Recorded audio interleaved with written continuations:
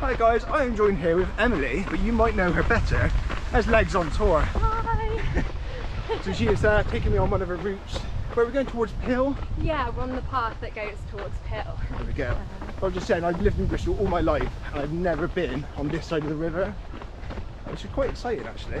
But yeah, I'm with Emily today. I want to find out a bit more about you, but yeah. Let's maybe start off with Legs on Tour. Can you kind of explain a little bit about Legs on Tour and what it is and maybe how it started? Yeah, sure.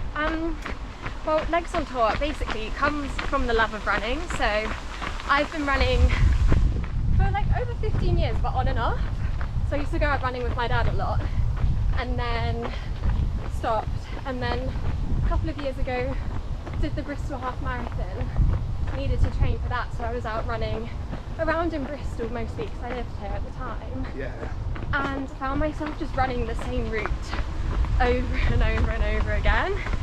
And I was getting to the point, I don't know if anyone else finds this, but after a while I could probably run that route with my eyes closed and be fine. Did you find that a bit boring after a while then? I did, definitely, but I was doing it because it felt like the most comfortable running route for me. Yeah. Especially as I was running a lot on my own, so it just felt like the best route to do. I was working like during the day as well, so mornings and evenings were the best time to run. Yeah. And it was the Bristol Harbour Loop, and love that route. I think it's a great place to go It is for a very run. nice. And it is quite light most of the time as well, isn't it? So. Exactly, and I don't know if you found this, but they have street lights there, so even if it's dark, I didn't mind running it too much. Between like around 7 PM I think would be the latest I'd go out running that route, but there were still other runners around and lots of great run clubs also do that route, so yeah, you felt you weren't alone. Yeah, definitely. But then I was saying, like not that long ago, one of my runs home, I was chased home by someone, and I think they didn't realise how intimidating it like felt to me. Yeah. Because they were a man, they were just running behind me and like shouting at me, and I did have my AirPods in, so I was doing my best to ignore them. Yeah. But I was still like, oh my gosh. So I managed to, luckily I was running on Gloucester Road, so there was a co-op, so I popped in there. Right, good. But so since then I've never felt confident enough to go out and run new routes. And then when I went to, oh sorry, this is such a long story. Oh, I love it. When Please, I went to Spain to live with my friend for just a little while, the first night I asked her like, oh, is it safe to run here? And it's already dark, like where can I run? She was like, yeah, it's safe, and gave me a route that I could run. And instantly felt confident in running that route because she'd done it before. Yeah. She'd known that it was safe to run at night and that it was well lit. So from there, whilst I was on that run, I was like, I surely can't be the only one that has these thoughts before going out for a run. And I love running and I wanted to help make it more accessible for other people. Yeah. So that's kind of where Legs on Tour came from, and now I run new running routes every week, which is fun because I get to explore new places. Yeah. But then share them with everyone with like the information that I find matters and that other people have kind of contributed that matters to them. So what kind of information are we talking about? So the main ones is lighting, especially if it's like a morning, like early morning run or late at night run. Are there street lights around? And then are there other runners around? Are there other people around? Right. And also like traffic, so you don't want to be around somewhere where there's too much traffic because you don't want to draw attention to yourself. No.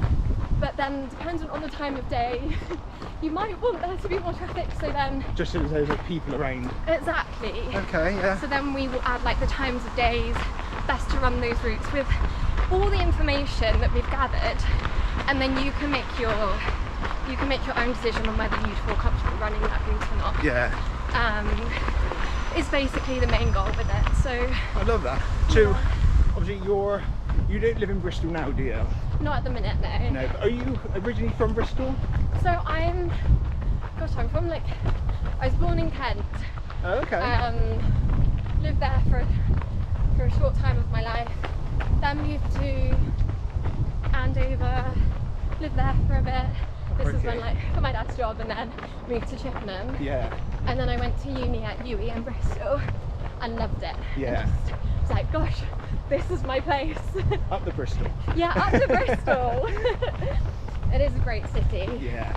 But your routes that you do, Yeah. it's not just Bristol, is it? I've seen you do some in Bath. What other areas have you or do you cover?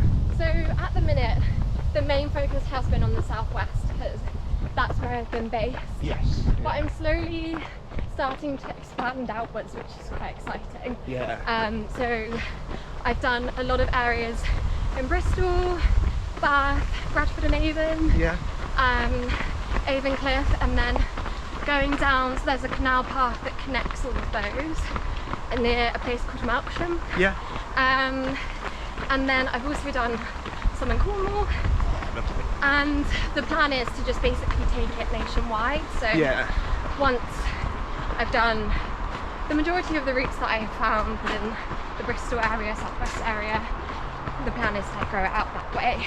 Now, did I see on Instagram the other day that you were in Japan? Oh, I was in Hong Kong. Hong Kong, is that Japan? Or is that slightly different? It's close to Japan. Yeah. But it's like the south of, it's southern China, it's like the bottom of China. See, my geography's not great. No, it's all good. But so did you do a run and like a route? Yeah. Which was quite comfortable, I think. Yeah, I did a run in Hong Kong because I was working there, and I was like, well, I still want to go out and I still want to do a run. Yeah. And I think that's the almost like the main thing with legs on tour. You'll be able to go wherever you are and still run. I think it would have been rude for you to have gone somewhere like that and not ran. Exactly. Exactly. And I love running to explore. I think for me it's such a fun way to see new places. Oh, definitely. So yeah, I did that and it was fun. I was a bit nervous going out because again I was on my own, but I'd planned the route before I'd gone out, looked for green spaces, looked at the roads that were around, and then if there's any parts that I feel slightly uncomfortable running, I'll like do a detour and try and reroute the running route to make it feel a little bit more comfortable. So how many other countries have you ran in? Are we at a point where you can say that you're a global runner? And if not, how many countries do you need to run in? I don't think I'm quite a global runner yet, unfortunately, but well, we've got England, we've got Spain, and we've got Japan. Yeah, true. Where else have we got? We must have been somewhere else. I've done one in India, but I don't know about that one. It's a question mark around the running route in India, but mostly due to the, what's that air quality? It's got really poor air quality, so it's quite hard to breathe when you're running. So you just wouldn't suggest running? No, but then when I did it, lots of people messaged me that lived there saying, oh, we have indoor spaces for running, so I need to go back and check them out. Well, yeah, you're going to have to go back now, just for us. Exactly. And then we've also got Portugal. Oh my word. So I did Porto and Lisbon, which, amazing places to go just for like, if you can, a weekend, but so good for running. Yeah. I would say that's pretty global. Would you say? A global sensation. That's going to be the headline. I feel like a flattering this, but thank you. It's more than some of us have done. Yeah, no, I can. Well, I think I've got one more question on this segment, I suppose, just to end with. And maybe if somebody doesn't follow you or see your routes, what kind of advice would you give somebody who's a new runner, maybe male or female? Let's say it's me and I'm saying like, I'm going to go out for a run, don't really know where to go. What would you suggest that I look for? So I'd say before you go out on your run, just take a look at your maps and start off with something from your doorstep. Yeah. So you're not too far away. And the main things I'd look out for, if it's a nighttime run, you know the area probably quite well because you live there. So just think, how well lit is it? Are there lots of street lamps around? What is the traffic like? And is there much footfall? So do you see other people walking in those areas? Yeah. Avoid any alleyways or like spaces that feel quite secluded. Yeah.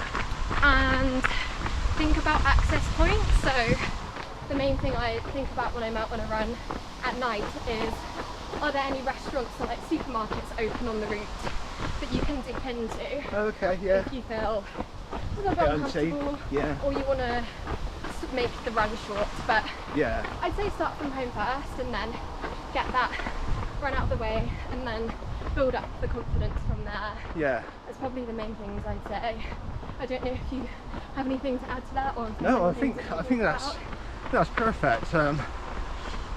Yeah, I think as a new runner, that is it. Just start off with like a smaller loop around your place, gain confidence of running, and then yeah, just venture out a little bit further. Yeah. Something I have learned this year is run groups, run clubs are nowhere near as intimidating as I thought they were. Yeah. Obviously, I've been running, I've met loads now, and every single one of them has been like, oh, come on in, and like arm around the shoulder almost, and they don't know me, I don't know them, but after an hour, I feel like I'm one of their crew. Yeah. So I would say, don't be intimidated to go out and join somebody. That is a great one. Like, I can definitely vouch for that. Even when I went to a run club, probably like 2 weeks ago or so. Yeah. I can't believe how welcoming. Well, I think it's obvious that everyone's so welcoming in the running community, but it is nerve-wracking, like showing up to a new run club, and then as soon as you're there, just people start talking to you and you make friends, and that's also like another good thing. Go out on a run with a friend that you've met from a run club, or speak to the people at run club and find out what running routes they run, and or just join a run club, because I think they're great as well. Yeah, definitely one to look for. Yeah. But does this not ache you up? Like, do you not get arm ache at all? It's not that heavy. It's not that Oh, it's so light. It's pretty good. It's practically like tiniest bit heavier than my phone, but yeah. not Obviously, by much. if you have it a bit further, it all of a sudden becomes a bit heavier. Yeah, but only slightly. Yeah. It's not. But yeah, it's not. Yeah. It's not too bad. Okay. So yeah, it depends on how much you're going to film. If you're going to be doing talks like this and having something nice and light that you don't have to hold it up at like an angle. Yeah. Can help. So I did one with somebody and they had a phone with a little stick, but because it's like it points in one direction, it had to be like that all the time. Yeah. And because I was used to this, I was holding it for a bit and I kept doing that. So we had about 30 minutes of video just of the sky. Slowly, like, I'm so sorry. Does yours track you then, no matter? So it films all the way around, and then when I edit it, I can either do like keyframes. Yeah. So kind of use us as a centre, or if I'm doing like a couple of minute video, I'll just like highlight my face, and it just tracks that. So good. Yeah, it's so hard. It's definitely worth it. Yeah. Is it waterproof as well? Yeah. I was so scared to use it. I went did the Tough Mudder. So I was like sat on the edge on this one obstacle. Yeah. And I'm like, right, well, I'm gonna have to go in now. So the first time I used it, I kind of went backwards in, got out. I was like, is it okay? I think it's still working. I'd love to have seen the footage of that if you were recording. It is. It's on YouTube. It's on the YouTube channel. Oh, I need to watch it. That's going to be what I do this evening.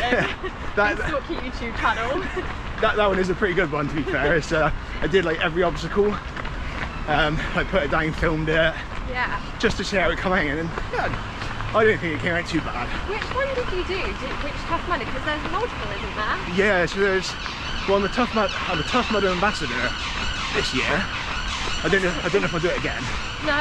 But no, because I bought a season pass. Yeah. Last year, meant I could do every single one, and I applied for the ambassadorship, thinking I wouldn't get it, and then I got it. Someone reached out to me and asked if I wanted to do a Tough Mudder, but I'm a bit undecided, to be honest. Oh, they are amazing. Are they? So we've actually got a team going up to the southwest one. Yeah. This August 15th. So if you do want to do one. That's the one that they messaged. It was the, is it a Badminton Court? Yeah. Yeah, that was the one. It's so fun. As long as you kind of stick to your group and you go round, but if you've got the opportunity to do one with your friends, do it? Well, it's just me, so that's I think why I was also like, Well, you're more than welcome to join us. would that be okay? Oh yeah, definitely. I think we've got about 8 or 9 people at the moment. Oh, nice. And all like different abilities. Yeah. So my wife Stacey, she's doing it. Oh, cool. She's only just got into running. Yeah. And as far as like monkey bars and upper body strength, she's really going to struggle. Yeah, I'm the same as well. Yeah. Yeah. But and you almost need like the people around you to support you with that part, don't you? Absolutely. And there'll be some that you'll fall into the water. Yeah. You'll get electric shocks and yeah, all sorts of things happen. But if yeah, when you do it, everyone just becomes a person. It's not like they're really quick or they're really strong. And or they they're leave you behind. no. Everyone stays together. I've done a couple on my own, and the amount of people I've kind of met and like helped, like I've helped them and they've helped me, and then you kind of go off and you meet somebody else and then you meet back up with them, and yeah, it's quite a magical thing really. That was so fun. I yeah. feel like it's one of those things that I wouldn't necessarily have done because I know the tickets were quite expensive, so Yeah. unless it was something that I was like, yeah, I really want to do this, and maybe I do, I don't know. Yeah. It's part of the running side of things I've never really explored before. Yeah. So. But I get like 20 or 25% off tickets as well. Oh, So because you're an ambassador. yeah. Yeah. But they are expensive. But I think if it's something you feel that you want to do, just do it once. Yeah. And it's like, oh, okay, that was good. I enjoyed that. You don't have to do it again because you don't really change much. A few different obstacles, but Okay. I mean, you might just fall in love with it and be like, I want to do it again. I want to do it again, and I've done like a baby one before, I think. like the Pretty Muddy, Yeah. Yeah. It's like 5k and. like inflatable stuff, and Yeah. Yeah. I think I've done. That was fun. yeah. Well, this is like next level. Okay. Yeah, because my missus and Little, and they did the Pretty Muddy this year. Yeah. I went up and kind of watched them, and I'm looking at it going, oh, like this is like a baby step up to a Tough Mudder. But there's probably something in between that you could fill in. Yeah. But What it's so in between good. be though? I don't know. You would need, I don't know, I think if you went to something like a Ninja Warrior course. Yeah, that's fun.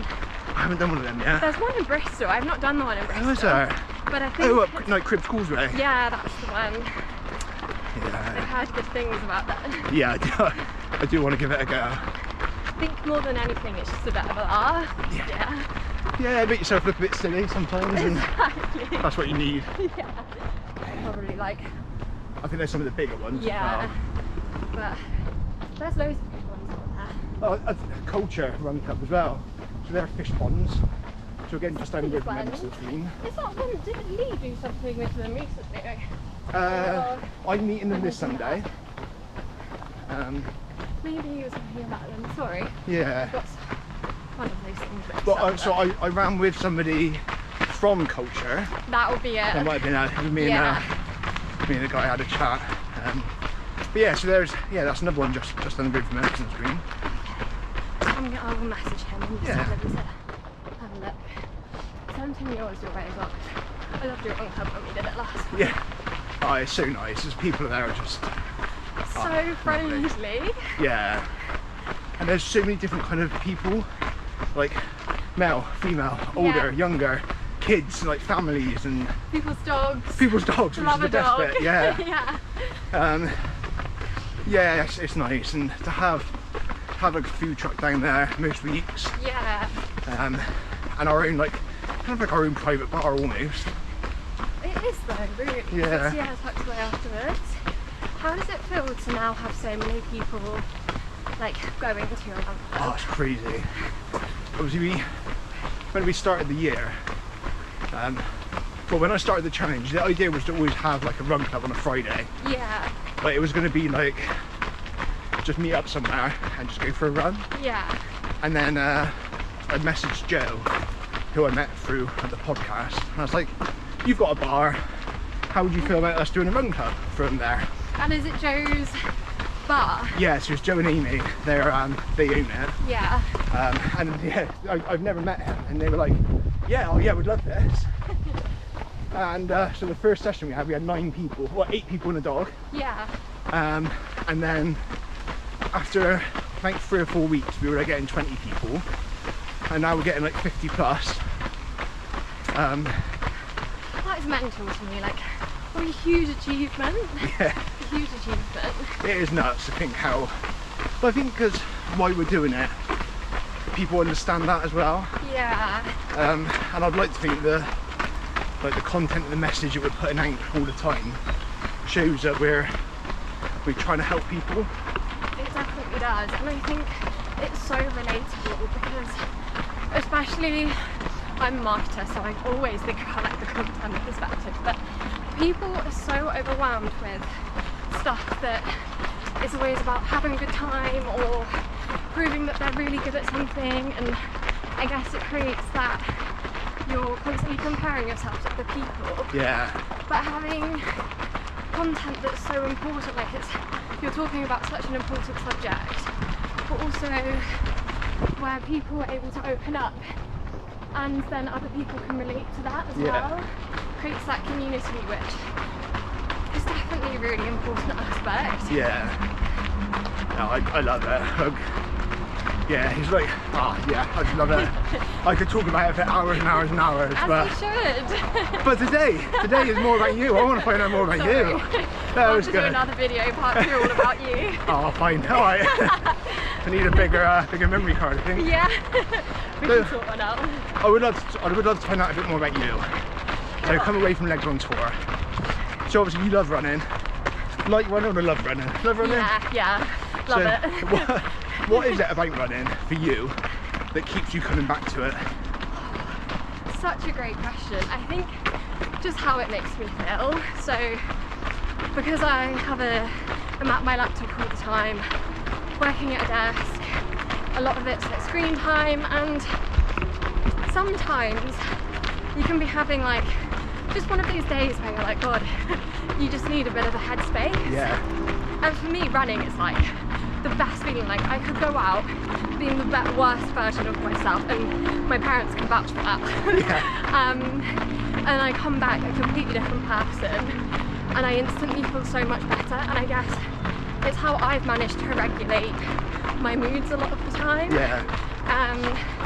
And so that's what it kind of started as, and now it's become really addictive.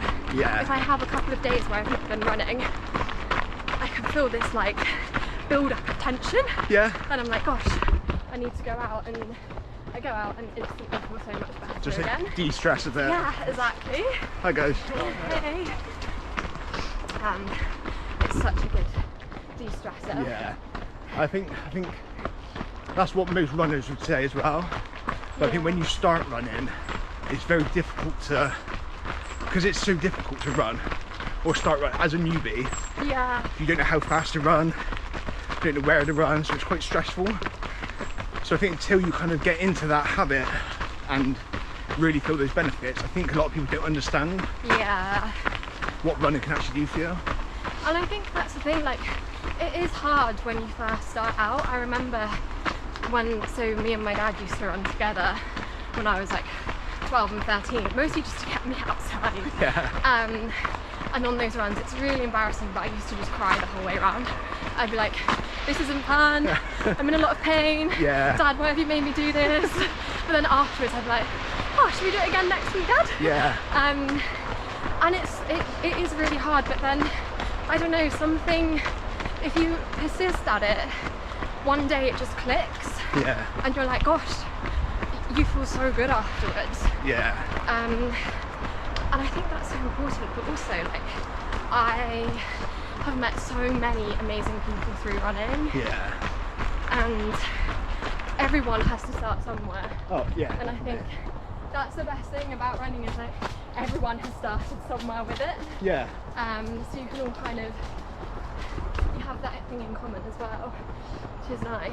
Yeah, absolutely. Yeah, even like the elite runners now, they would have started from scratch where they weren't sure what they were doing. And exactly. There's I don't know if you've ever heard of this, and I'm not sure who was who was originally said it. It was one of Yeah. these TikTok things I've seen, and they were talking and saying about like running's like a drug, but the difference with a drug is you feel great at the time, but shit afterwards. Yeah.